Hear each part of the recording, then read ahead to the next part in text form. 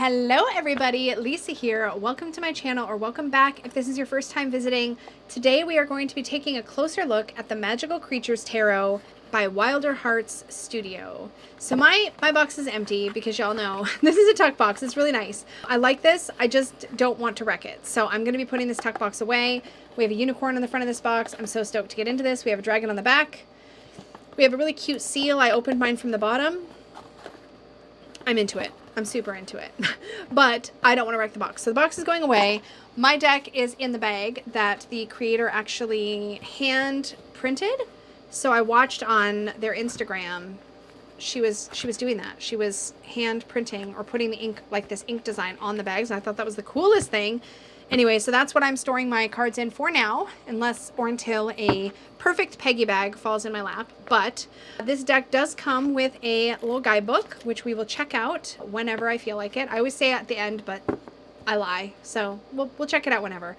This is what the backs look like. Look how cute. So we have a unicorn one way and a dragon the other, and I love it. I freaking love it. I recognize it's not reversible, but I also think that's really cool. Just the mechanic of the way that it's arranged, I think is really neat. This is on a playing card feel type cardstock, so it's very, very flexible and bendy. It'll be really comfy and easy to shuffle, and it does have a linen finish. I don't know what the exact specs of the cardstock are, but it feels like a really classic, probably like a 310 GSM type of cardstock. Like I said, with linen finish. These decks do tend to hold up really well. They tend to shuffle really well, so I'm so here for it. We are going to go through the cards one at a time. Let's zoom in and get started. We begin with the Fool, who is an adorable and anthropomorphized kind of mushroom. And I love this. I'm obsessed with this. I love the face on the sun. I love the little butterfly. I love the white flower. All of our symbols are here, but it's wonderful. It's such a fairy tale kickoff to this deck, and I love it. So if you don't already know, Wilder Hearts Studio is also the creator of the Northern Animal Tarot, which is sort of an anthropomorphized animal tarot. So we get little hints of that kind of vibe also through this deck, but this deck takes a more magical creature, fairy tale kind of spin to it. I love it. Here we have a magician. Love him. He's super cute. And the High Priestess. I wonder if it's going to tell us actually in the guidebook what all the magical creatures are, because we might not always know. That's a winged cat type creature. Let's see if it tells us. A majestic black and white cat poised between two towering pillars of books. Okay, so a cat, but the cat has wings. So, like, that makes it magical. I'm down. I love this arrangement for the High Priestess. The Empress is a white fox. Look at this with the two, like, fox babies. I love it. Yep, that's fabulous. Love all the stars. And we have our Emperor. Emperor is a brown bear. Oh, I love the white stag for the Hierophant. I love all these objects hanging from his antlers. And the melting candles. That's just, I love that. It's the mock turtle and the griffin. That's such an Alice in Wonderland vibe. Please tell me it's on purpose. Totally. The griffin and a whimsical mock turtle. That's amazing. I love that. If you know Alice in Wonderland, you will recognize those characters. Then we have the chariot, and these look like little gnomes. Does it say? It's like the chariot's being pulled by little gnomes. It's so cute. There's our main character there. Love this. This feels very like Cancer, which is, of course, this is the card associated with the sun sign of Cancer. Just having your house on wheels like that makes so much sense. Oh my gosh. What is this called? A chimera? Yes, a chimera for strength. That's fabulous. And then we have, this is so magical. I love this. This is so whimsical. The Wheel of Fortune with the tarot cards. I'm in it to win it. I love it so much. It's perfect. And then Justice, we have, are these griffins again? Phoenixes. Those are phoenixes. But that's awesome. This reminds me of the like kind of sphinxes that guard the one doorway in the Neverending Story. That's what that makes me think of. Right or wrong, that's where it takes me. Here we have the Hanged One. We have this little elf or gnome or something. Death. I love the cutting of the wheat here, the harvest. Oh, it's a centaur, but it's a female centaur in Temperance. That's sweet. I love that.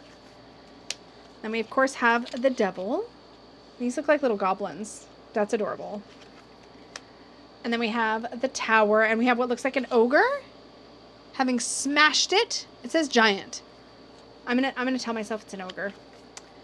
Here we have a star. Is this another phoenix? Oh, this one's a griffin. See, okay. That does throw me a little bit, because these creatures in Justice look, oh, the beak's different, but the tails are similar and the wings. So that does throw me a little bit, but I love the griffin here for the star. That's beautiful. I love this big bright star that's focusing on. It's very Rider-Waite-Smith, right? You can definitely see the images. We have the two foxes playing under the moon in a fairy circle or a fairy ring of mushrooms and a dancing lobster. Like there's all kinds of wildness happening there. Oops. Oopies. Then we have the sun. Oh my God, it's so pretty. Oh, I love this. Look at the sun. Look how big and beautiful the sun is here. And how big and bold the moon is here. Oh, I love that. Love that. This is what I think of when I think of a phoenix, like in flames, like rising from the ashes. Love that for Judgment so much. And then in the world, we get some of all of the creatures. We have some little gnomes. We have the unicorn. We have the dragon. I believe this was the image used to tease the deck some time ago. So love that. Okay, that brings us into the wand suit. And of course, we're going to have dragons here. So we have the Ace of Dragons kind of just being born out of his fiery egg.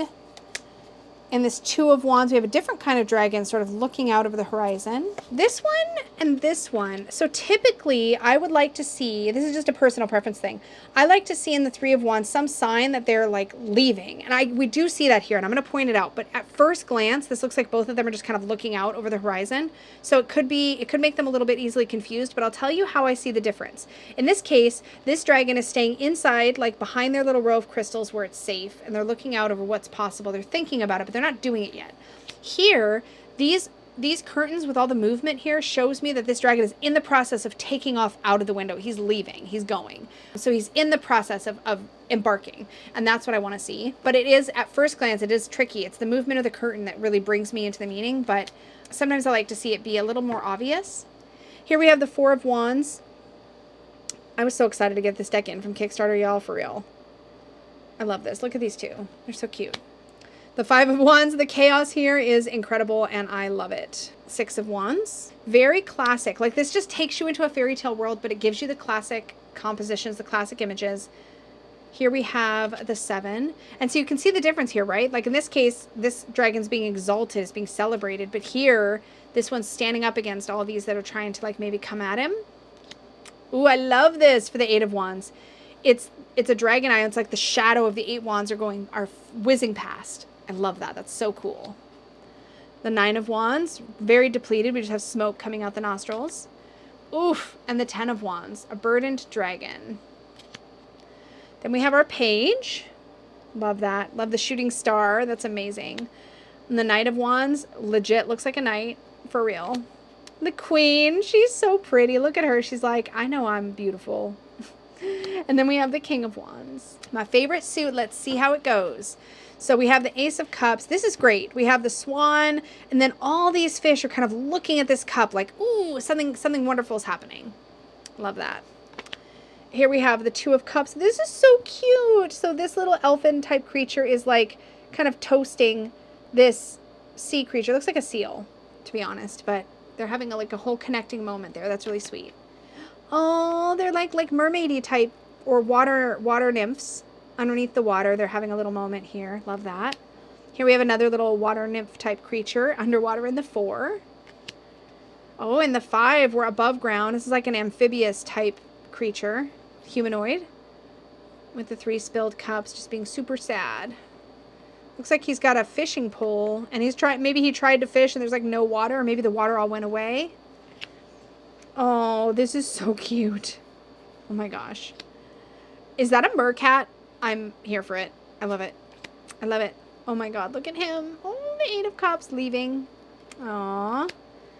Okay, that is the best Nine of Cups. I am obsessed. I love this so much. I love the 10 too. Okay, I love all the cup suit. Yay. Page of Cups. Adorable. Knight of Cups. Not me, just going through the whole deck going, this is so dang cute. There's the Queen and the King with the little village or city on his back. Oh, the swords have unicorns. I'm so excited. Does this one not have a horn yet? Okay, oh no, it's a little teeny, look at the little teeny baby horn. Hold on. Focus camera. There we go. See the little teeny baby horn? So cute. Unicorns in the snow. I'm obsessed.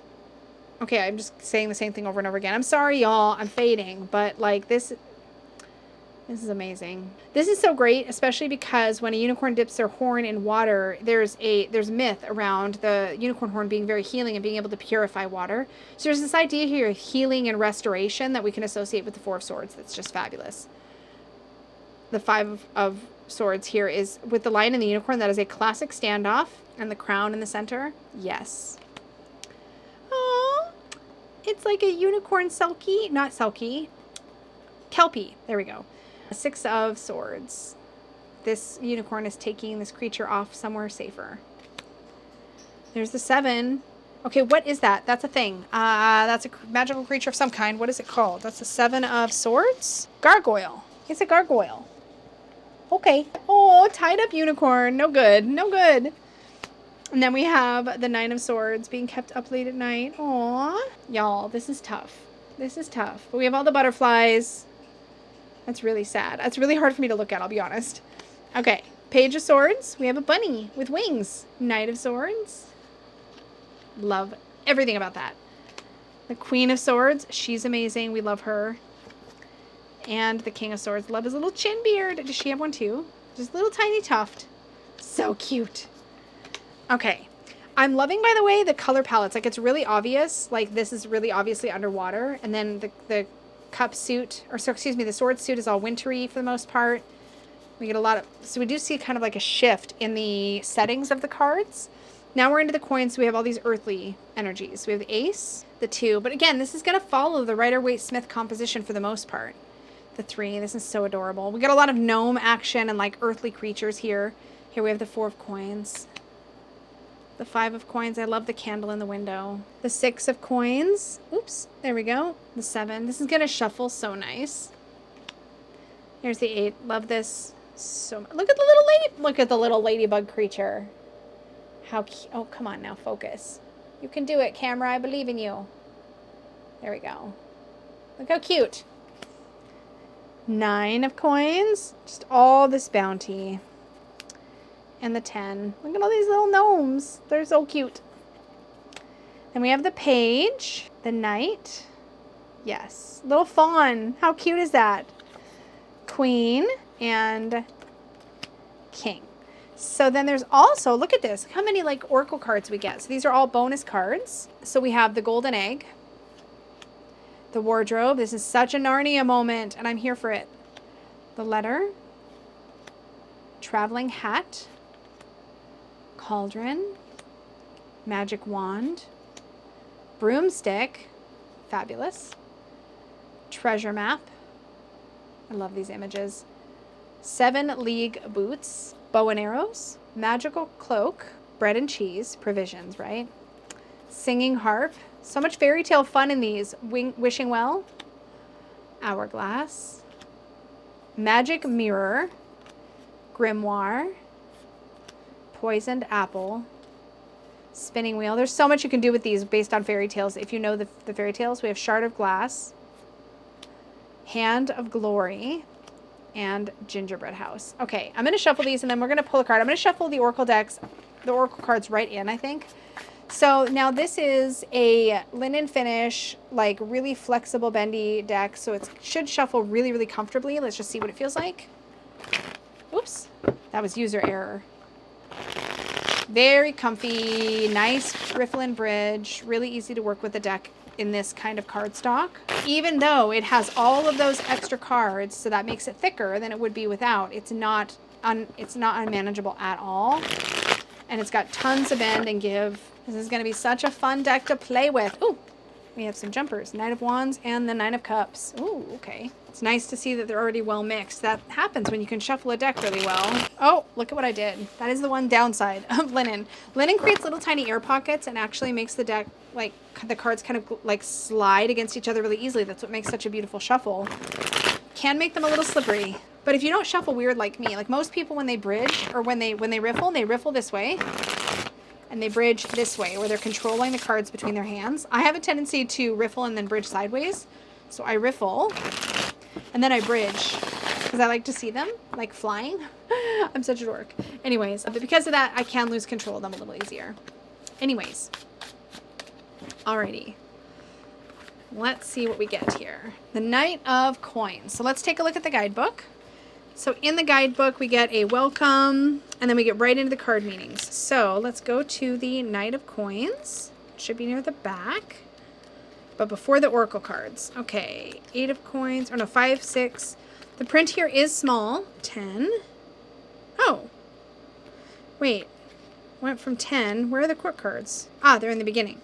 Okay, so, oh, they're the beginning of each suit. So we go King, King, Queen, Knight, Page, and then Ace, 2, 3, 4. So that's kind of how it's organized. That was unexpected, but no biggie. Let me find it. So we're going to go to Knight of Coins. Here we go. So it says, steadfast determination. At the edge of a dense forest where a tree meets the open expanse of fertile fields stands a noble faun, the embodiment of steadfast determination and practicality. With one hand raised to the sky, he holds a shimmering coin aloft, its surface catching the light and shimmering with promise. His gaze is fixed intently on the coin as if divining the secrets it holds. The faun's form is strong and sure, his legs sturdy and his posture resolute. His curly golden hair dances in the wind, mirroring the rippling waves of wheat that stretch out before him. In his other hand, he cradles a flute, a symbol of creativity and harmony, ready to infuse the land with the magic of his music.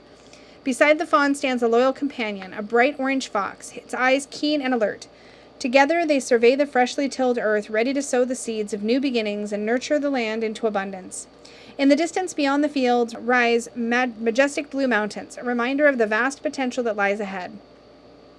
Leaning against an old tree nearby is the faun's shield, emblazoned with a symbol of protection and strength. A wise owl rests within the hollow of the tree, its presence a symbol of wisdom and foresight. The faun's sword, strapped securely around his waist, serves as a reminder of his readiness to defend and protect what he holds dear. In the Knight of Coins, we encounter a figure of unwavering dedication and commitment, willing to put in the hard work and effort required to achieve his goals.